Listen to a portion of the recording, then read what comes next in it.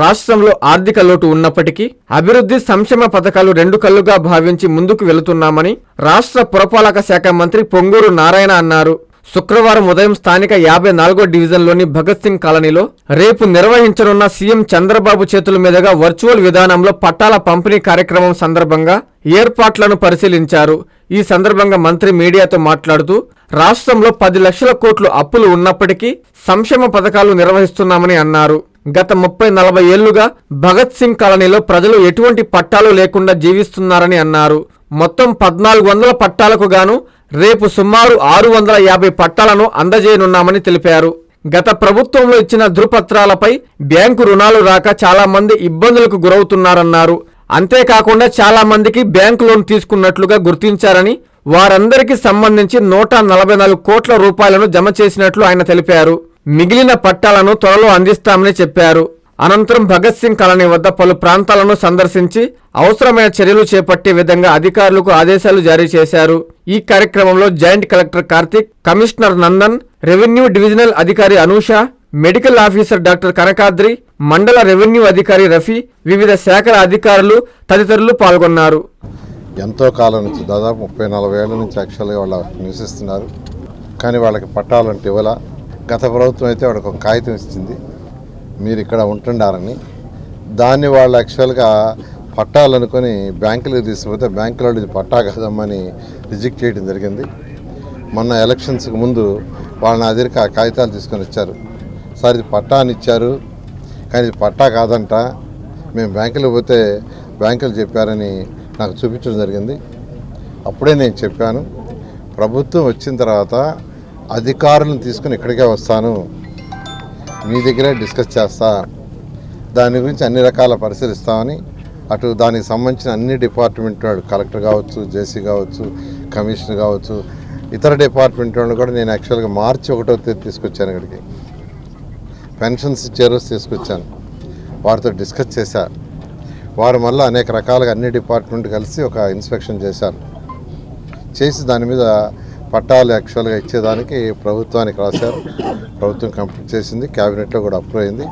ఆ పట్టాలు యాక్చువల్గా రేపు యాక్చువల్గా వాళ్ళకి ఇవ్వడానికి నిర్ణయించుకుని అధికారులకు ఆదేశించాం. కలెక్టర్ గారు వాటిని స్క్రూటినైజ్ చేశారు. ఒక 650 వరకు యాక్చువల్గా రెడీ చేశారు ఫస్ట్ ఫేజ్లో. అంటే వాళ్ళు యాక్చువల్గా పట్టాలు రాయాలి, రెడీ చేయాలి. లేట్ అయిపోతుంది కాబట్టి ఫస్ట్ 650 ఇచ్చేస్తాం, తర్వాత మిగతా ఇస్తామని చెప్పాను. రేపు ఫస్ట్ 1400లో మొత్తం 1400, వాటిలో ఫేజ్ 1 వచ్చి 650 రేపు ఇస్తున్నాము. తర్వాత మళ్ళీ కొద్ది రోజుల్లో మిగతా ఇవ్వటం జరుగుతుంది. మా ప్రభుత్వం మాటల ప్రభుత్వం కాదు. ఒకటే ముఖ్యమంత్రి గారు చెప్తారు, ప్రజలకు చెప్పినట్టు చేయాలి. అందుకనే ఎలక్షన్స్కి ముందు ఏదైతే మేనిఫెస్టోలో పెట్టామో తూచా తప్పకుండా ఈరోజు ఈ ప్రభుత్వం చేస్తుంది.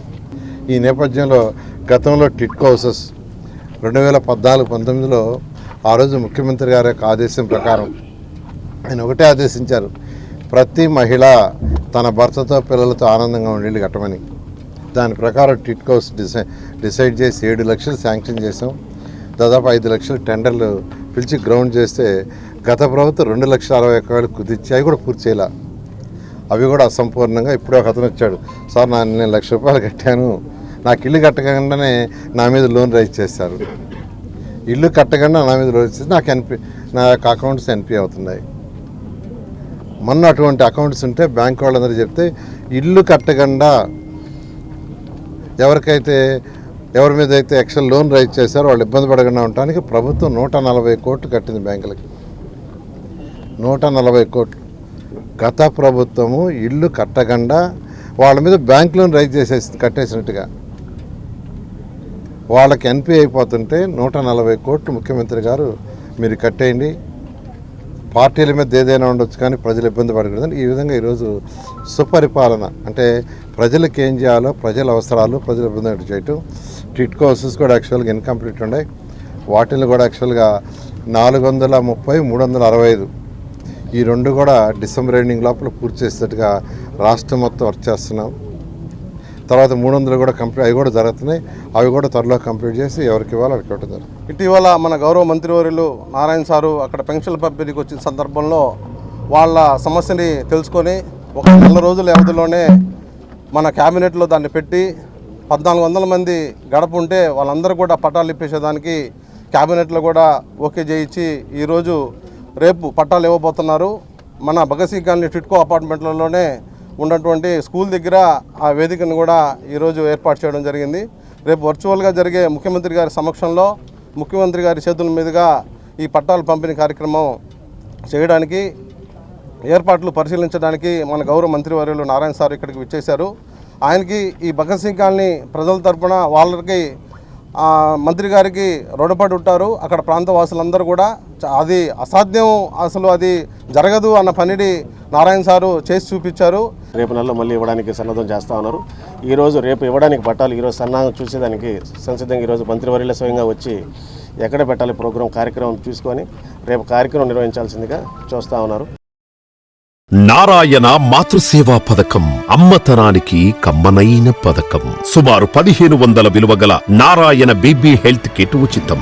అవుట్ పేషెంట్స్ కు ప్రతి నెల డాక్టర్ ఫీజు ఉచితం. అల్ట్రాసౌండ్ స్కానింగ్ ఉచితం. గర్భిణీ స్త్రీలు కాన్పు కోసం కానీ ఇతర అవసరమై హాస్పిటల్లో చేరినప్పుడు బెడ్ ఛార్జీలు ఉచితం. ప్రాథమిక వైద్య పరీక్షలు ఉచితం. మందులు ఉచితం. బ్లడ్ బ్యాంక్ నందు అవసరమైన వారికి రక్తం ఉచితం.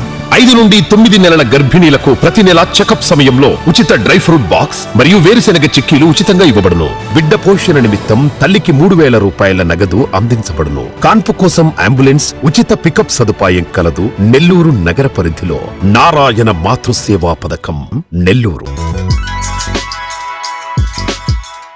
Hi Nilor, please subscribe to N3 TV.